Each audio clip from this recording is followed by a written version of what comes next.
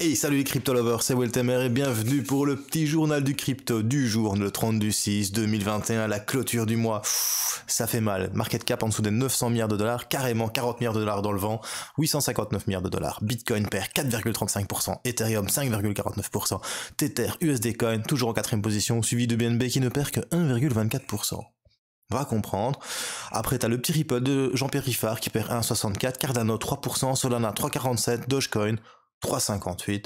On peut dire qu'aujourd'hui, le marché, il prend un petit peu dans sa gueule. Ouais, ça fait mal. Allez, c'est parti. Générique.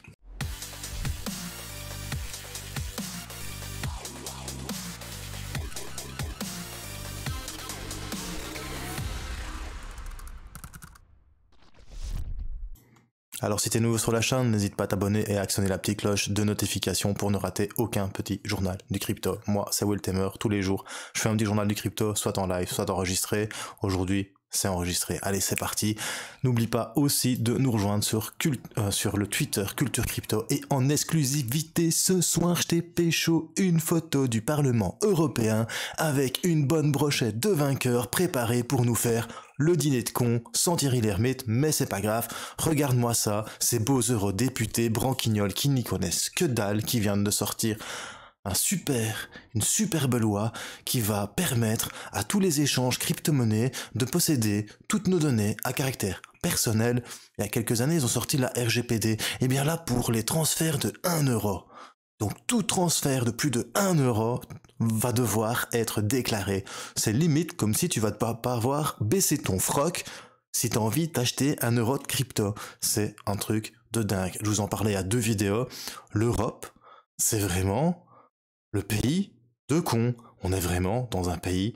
Enfin, c'est pas un pays, pardon, c'est une communauté, une république bananière. Il y a que des singes qui s'occupent de nous. J'ai l'impression d'être avec des bonobos tous les jours. Franchement, je sais pas. Regarde-moi ça, la gueule de vainqueur du mec qui te pond ça. Franchement, tu le regardes, t'as compris. People, notre profit. Ça va, t'as encore compris un mec qui se dit « Ouais, capitalisme ». Mec, t'es dans un monde capitaliste. Point barre, tu vois. Point barre. Et les crypto-monnaies, c'est anti-capitaliste. Et t'es en train de foutre des bâtons dans les roues, d'une économie naissante en Europe. Tu n'es vraiment qu'un gros branquignol, une belle brochette de vainqueur, de con. Franchement, cette photo, faut que vous la preniez, l'encadrez et gardez-la bien, parce qu'en cause de ces enfoirés, je pense que d'ici quelques mois, donc 18 mois pour être exact, une fois que tout ça va être passé en Conseil de l'Europe, ça va devoir être traduit dans nos pays, et ça va être la merde, ça va être la grosse merde. Donc la crypto-monnaie n'a peut-être presque plus à vivre pour l'Europe, sauf pour les banques. Et ça, on va le voir après pour les articles que je vais vous proposer. Mais avant toute chose, et une fois n'est pas coutume, je vais vous montrer un article de BFM. Ouais, BFM, qu'est-ce que tu veux que je te dise? Pour une fois qu'il faut quelque chose de bon, faut bien le souligner, tu vois. Franchement, je vous invite à lire cet article. Donc l'Union européenne va demander aux acteurs crypto d'identifier les parties prenantes des 1 euro de transaction. Je sais pas si tu te rends compte, je vais chercher un coca, ça me coûte 1 euro. T'imagines? À chaque fois que tu vas acheter un coca avec du bitcoin, il va falloir que tu dises « Hé, c'est moi. Hé oh, c'est moi, ok ?» C'est une blague. Franchement, ça pose de gros problèmes par rapport à, de 1, la liberté individuelle, de 2, nos données à caractère personnel, excuse-moi, elles sont à caractère personnel, si je fais ce que je veux comme je veux encore, on est de plus en plus dans une dictature, on se fout vraiment de notre gueule, c'est un truc de dingue. Donc le Parlement européen et le Conseil sont parvenus à un accord provisoire obligeant les acteurs de crypto à fournir des informations d'identification sur les transactions en crypto-monnaie. Avant, t'avais l'identification pour les plateformes d'échange, certes, c'est normal, voilà, blanchiment d'argent, tout ça, KYC, AML, logique. Non, là, t'es déjà fiché, hein, t'as déjà, j'allais dire quelque chose qu'il ne faut pas dire, t'as déjà un code barre, et maintenant, à chaque fois que tu fais une transaction, monsieur l'Europe, je peux un faire pipi, s'il vous plaît. Voilà, c'est un peu ça. Donc ils vont savoir exactement tout ce que tu fais avec ton pognon. Déjà, quand tu vas à la banque, je vous ai expliqué, plus de 3000 balles, il faut dire ce que tu fais, mais alors là, c'est 1 euro. Donc, je sais pas ce que vous en pensez, mais j'ai l'impression que c'est quand même un peu du totalitarisme complètement starbé. Les mecs, ils sont complètement dans un autre monde. Ça montre vraiment à quel point les payes de la communauté européenne qui gagnent plus de 5 à 10 000 balles par mois sont complètement détachés de la populace, hein, de toi, de moi, des gens normaux, en fait, tu vois. Parce que, voilà, fin du suspense pour le règlement TFR, transfert de fonds régulation, ce règlement qui vise à appliquer des mesures contre le blanchiment d'argent, était en négociation depuis plusieurs mois entre les différentes institutions européennes à Bruxelles. Eh ben, je suis bien gêné d'être belge. Alors, le monsieur Ernest Urtasun, hein, écoute bien ce qu'il met.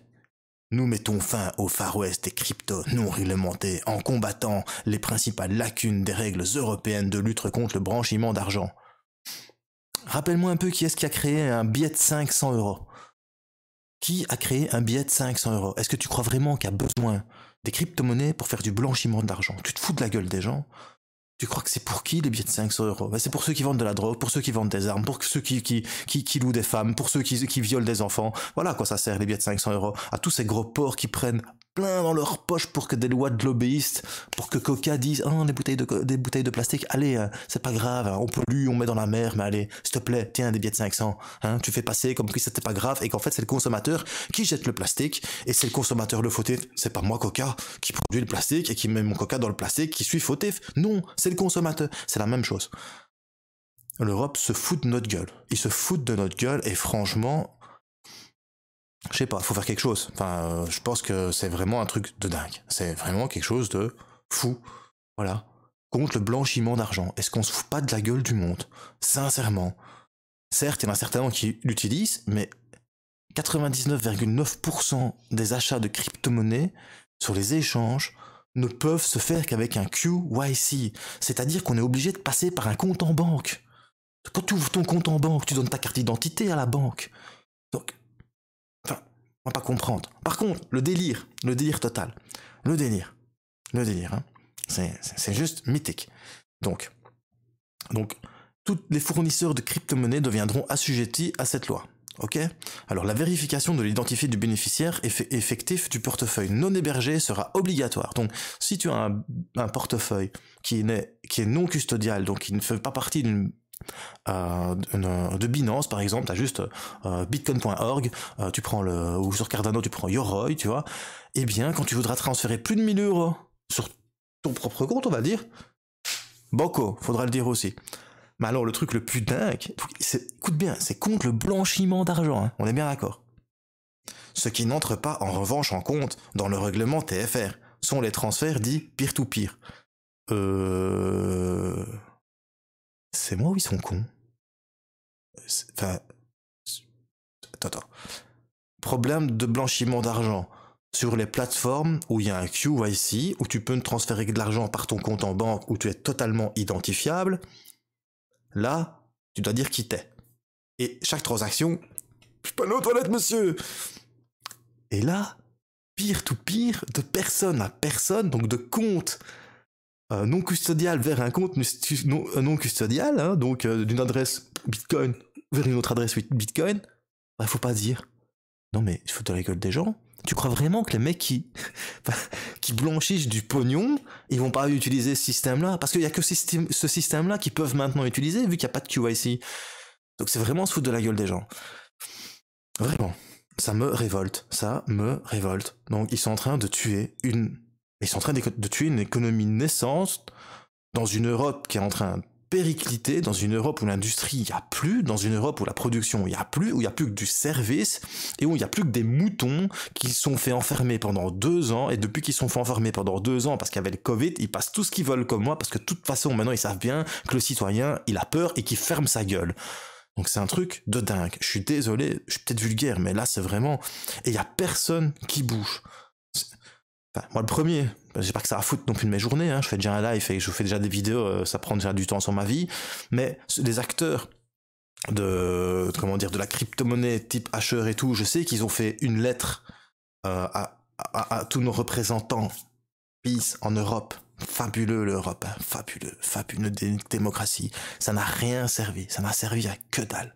Je sais pas moi, allons brûler des bagnoles, cassons des vitres, faisons quelque chose, je sais pas. Mais il y a un moment, enfin, je vais arrêter parce qu'on va dire que c'est l'appel à la haine.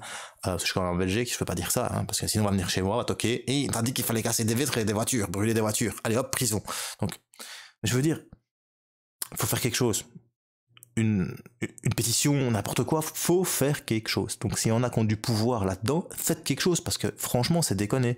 Et la plupart des gens, ils s'en battent parce qu'ils se disent « Oh, le Bitcoin, c'est pour acheter des armes, c'est pour acheter de la drogue !» Voilà. Tu comprends? Et ça, c'est un truc de dingue. Donc, ça me rend malade. Donc c'est blanchiment de capitaux et financement du terrorisme lié aux nouvelles technologies. C'est pour empêcher ça. Mais tu crois vraiment que les mecs qui achètent des armes... T'as jamais vu le film avec Nicolas Cage ou quoi? Où le mec, il vend des armes. Tu crois qu'ils font quoi, les types, en Centrafrique? Bah, ils payent avec du pognon, hein. Ils payent pas avec du bitcoin. Tu crois qu'ils ont que ça à foutre? Tu m'étonnes, ils vendent de la drogue. Hop, les talibans, ils vendent de l'héroïne. Ils l'ont en cash. Ils prennent l'argent, ils achètent des armes. Point barre, tu vois. Pas commencer à dire, c'est quoi, on va faire un virement trans-blockchain, parce que comme ça, on va être tracé sur la blockchain. Si on nous retrouve, on pourra savoir qui on est. Ils sont teubés ou quoi? Mais non, ils sont pas teubés, ils veulent juste simplement que tu restes un bon petit mouton. Et un mouton tondu, hein. Pas un mouton avec de la laine, hein. Parce qu'attention, le mouton avec de la laine, il a chaud. Nous, on veut un mouton tondu, qui a bien froid en hiver, qui aura pas de pognon pour payer son gaz. Comme ça, on va encore la servir un petit peu plus. C'est pas plus compliqué que ça. Je vais peut-être un peu loin dans mon raisonnement, mais faut réfléchir. De liberté fondamentale, depuis 2019, elles sont en train d'en prendre un coup, et là, pour moi, c'est carrément... un code barre, voilà, au-dessus d'une étoile dans les années 40, c'est un code barre qu'on est en train de te foutre. Voilà, monsieur, je peux aller faire pipi, je peux dépenser 1 euro pour acheter mon coca en bitcoin. C'est ça. Et ça me rend malade. Franchement, ça me rend malade. Y a une personne de l'ADAN, donc la présidente de l'Association pour le développement des actifs numériques, dit que l'Europe, pour instaurer un cadre harmonieux, gardien d'une concurrence équitable au sein des marchés européens de cryptoactifs, ce qui se révèle aujourd'hui dommageable pour les prestataires de services. J'avais envie de lancer un projet crypto, mais je vais jamais le faire, parce que laisse tomber, ça va être la merde, c'est impossible.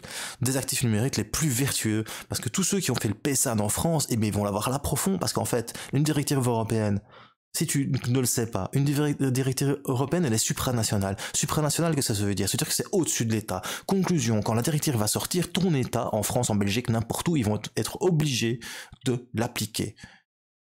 Du coup, le PSAN qui a été mis de manière nationale en France, au revoir, balayé d'un coup de la main, tu vois? C'est ça qui est en train de se passer. Donc c'est du foutage de gueule. Et surtout, c'est dommageable pour les prestataires de services qui ont créé des sociétés qui rapportent de l'argent, qui payent des impôts, qui participent à l'évolution de ta société.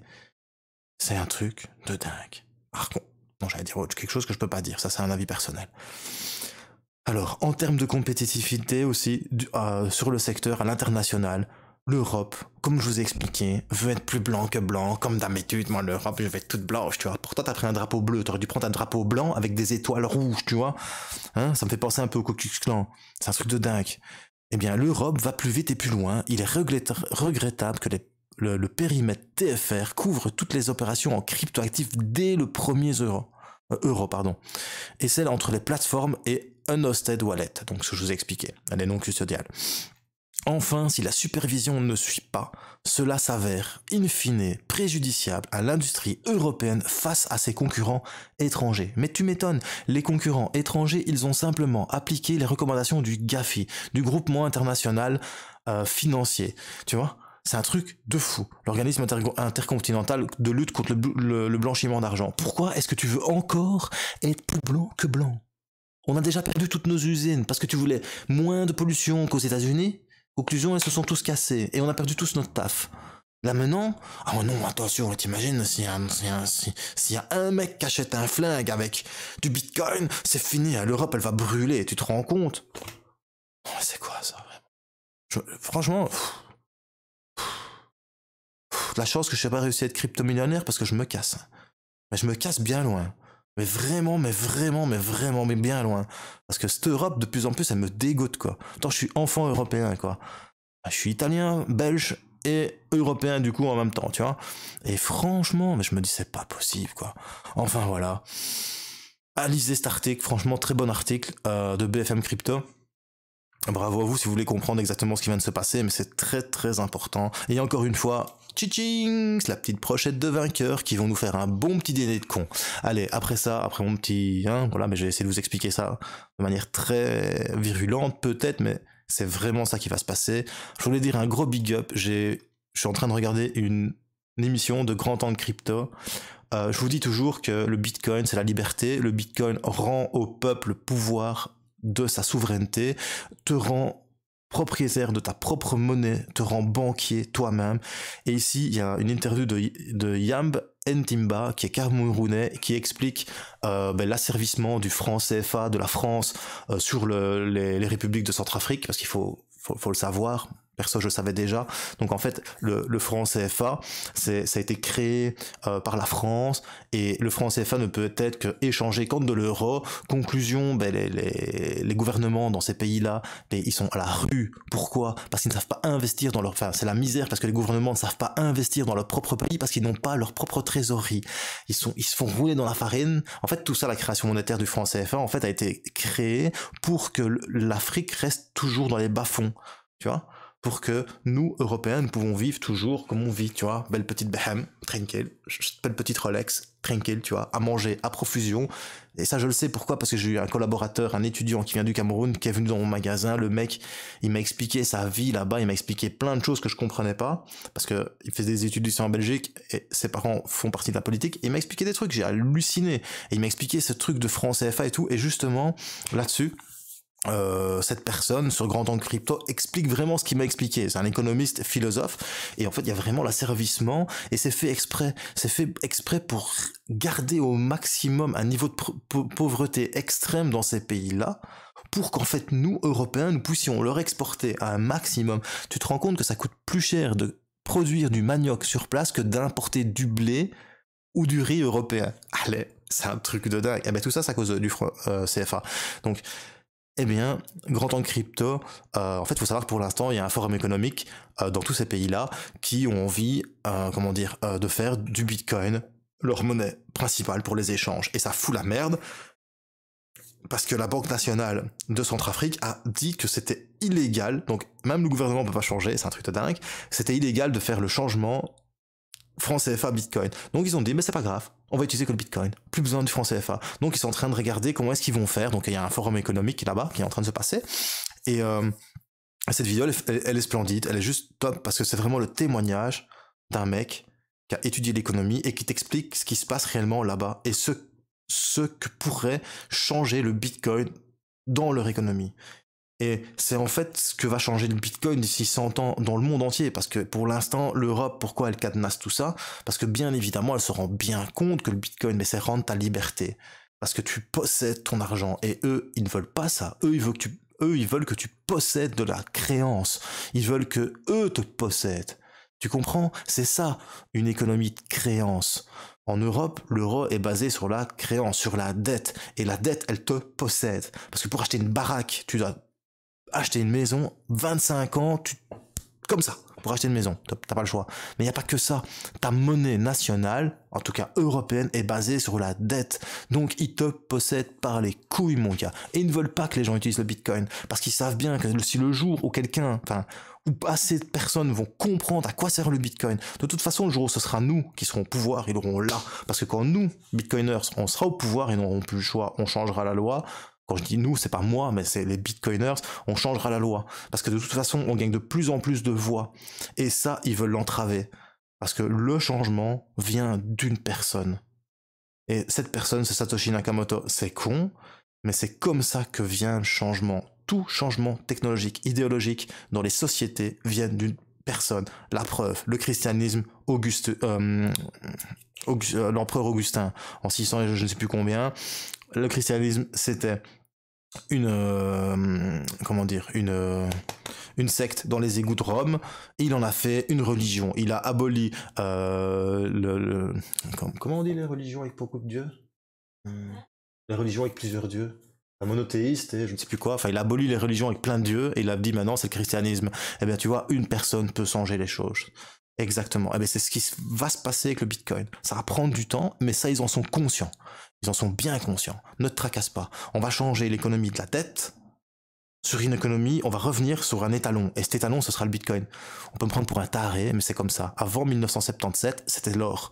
Puis il y a eu les accords, je ne sais plus lesquels exactement. Ils ont enlevé l'étalon or et ils ont mis le pétrodollar. Et depuis, on est basé sur la dette. Eh bien, là, sur l'émission de Grand Tank Crypto, ce mec, quand tu l'écoutes, tu comprends l'utilité du Bitcoin. Donc je vais la mettre, de toute façon, ce sera en description. Sincèrement, top. Mais sur Grand Tank Crypto, voilà, vous devez vous abonner. Mais moi, c'est surtout l'intervention de cette personne. Parce que ça ne parle pas que de Bitcoin. Ça parle de liberté. Ça parle de liberté. Et ça parle d'asservissement économique d'anciens pays colonisateurs sur des pays en Afrique qui sont les plus riches du monde en ressources. Et il faut m'expliquer pourquoi les pays les plus riches du monde en ressources sont les plus pauvres. C'est pas compliqué, on a créé une monnaie pour les asservir. Et c'est ça que le Bitcoin pourrait changer. Et ne vous dites pas que ça peut qu'arriver qu'à eux, parce que c'est la même chose pour nous, on est asservis par cet euro. Parce que nos enfants, quand ils naissent, ils ont déjà, je pense que c'est pour 11 ans de dette à payer, en tout cas en Belgique, la dette de l'État, ça représente 11 ans d'impôts d'un nouveau-né. Donc je t'explique même pas. Enfin, c'est un truc de dingue, quoi. Donc en fait, tu nais pour payer la dette des impôts de ton État. On va comprendre. Vraiment, c'est un truc de malade. Enfin voilà, super vidéo, Grand Tank Crypto. Je vous la conseille, je vous la mettrai en lien. Après ça, il y a Grayscale qui se rebelle contre la SEC et qui porte plainte pour le énième fois un rejet d'un ETF spot sur le Bitcoin. Perso, je m'en bats les steaks d'avoir un ETF spot sur le Bitcoin parce qu'à la place d'acheter du Bitcoin, ils vont acheter leur Bitcoin papier. Donc, je suis pour que la SEC, pardon, refuse l'ETF. Par contre, bah oui, hein, l'Europe, quand je te le dis qu'il y a quelque chose qui pue au royaume de l'Europe. Comment ça se fait? Explique-moi que le premier ETF spot Bitcoin va être approuvé en juillet. Comment ça se fait? Hein? C'est bizarre, hein? Eux tracassent, hein? Tu dois pas dire à partir d'un euro tes transactions, hein? Là, tracasse, y a pas de soucis, hein. Là, tu fais ce que tu veux. Vas-y, c'est open bar, bro. T'as des millions, vas-y, fais couler à flot. C'est le système bancaire, c'est le truc qu'on connaît depuis longtemps, c'est le truc qui a servi les gens, c'est le truc qui nous fait avoir un maximum de pognon, qui me fait habiter dans une villa gigantesque, rouler en super grosse classe S, pendant que mes gens crèvent de faim. Parce que moi, comme je vous ai déjà expliqué, je suis directeur d'un supermarché, il y a tout qui a augmenté, mais c'est pas d'augmenter 2%. C'est un truc de dingue, un truc de fou. Et nous, on chie de plus en plus, mais eux tracassent qui se goinfrent de plus en plus. Il serait temps de bouger un petit peu nos burnes et arrêter de faire tchic tchic tchic. C'est plus aller brûler des voitures qu'il faudrait faire. Voilà. Enfin bref. Premier ETF Bitcoin en Europe. Est-ce qu'on se fout pas de la gueule des gens? Mais non, ça va permettre aux investisseurs d'accéder à la performance de l'actif sous-jacent qui est le Bitcoin. T'imagines? C'est un actif passionnant qui, via ses structures d'investissement bien établies et de confiance, bien évidemment. Les banques, on a confiance en eux. Mais oui, d'office, quoi. Mais oui, d'office. Tu veux plus de 3000 euros, tu dois lui dire pourquoi. Mais oui qu'on a confiance en eux, tu m'étonnes. Allez, quoi. Je te jure, ça me rend malade. Et surtout, c'est pour les investisseurs institutionnels et professionnels. Toi, moi... Fini, au revoir. C'est ça qui va se passer. Tu vas devoir retourner à la banque pour acheter du Bitcoin et payer 25 balles pour une transaction. C'est pas plus compliqué que ça. Un jour, on va y arriver parce qu'ils veulent, eux, avoir le pouvoir là-dessus. Ils veulent pas que tu fasses ce que tu veux avec ton pognon, tout simplement. Voilà. Mais en attendant, dans les autres pays, eh bien, t'as les Bitcoin Whales, donc les grosses baleines Bitcoin qui sont en train de se remplir les fouilles en maximum parce qu'il y a plein de gens qui sont en train de se chier dessus avec cette Europe. Et qu'est-ce qui se passe? Ben, les Bitcoin baleines, ben, t'as la troisième plus grosse baleine de Bitcoin qui a juste acheté 486 Bitcoin. Hein? Et le mec, il possède déjà 2,5 milliards de dollars en Bitcoin. Ça va? Mais le Bitcoin, ouais, non, c'est pas bon. Ouais. Le Bitcoin, c'est pour acheter des armes, c'est bien. Silk Road, tout ça, nani nana, hein? Ok? C'est pas le dollar, hein? Non, c'est pas le dollar. Je crois qu'il y a une statistique qui dit que sur chaque billet de 1 dollar, il y a de la cocaïne. J'ai jamais vu un mec sniffer de la coke avec du Bitcoin, hein, sans vouloir être méchant. Et... je sais pas. Tu regardes le film Lord of War, c'est tiré de faits réels. De toute façon, tout le monde le sait, c'est notoire. C'est le dollar qui est utilisé pour tout ça. Et les grosses liasses de pognon de 500 euros. Ce que toi t'achètes jamais, enfin ce que toi tu n'as jamais. Parce que si tu veux avoir des billets de 500, pourquoi faire? T'as pas la... tu gagnes 1500 balles. C'est 3 billets. Non, tu vas pas aller chercher des billets de 500. Par contre, une petite valise de billets de 500, ça en fait des euros. Hein. À ton avis, pourquoi est-ce qu'ils ont créé ces billets de 500? Réfléchis. Pense-y. Réfléchis. Pose-toi la question. Pourquoi avoir créé des billets de 500 €? Sincèrement. Bah pour que tous les gens qui blanchissent de l'argent aient plus facile. Pour tous les gens qui payent des gros pots de vin aient plus facile. Une petite liasse de billets de 500, c'est 1 million. Hein. C'est pas plus compliqué que ça. Hein. 25 fois 500. Non, 1 million, j'exagère. 25 fois 500, 125 000 balles. Ça va? Ou 12 500 €. Ouais, 12 500 €, pardon. Ça va?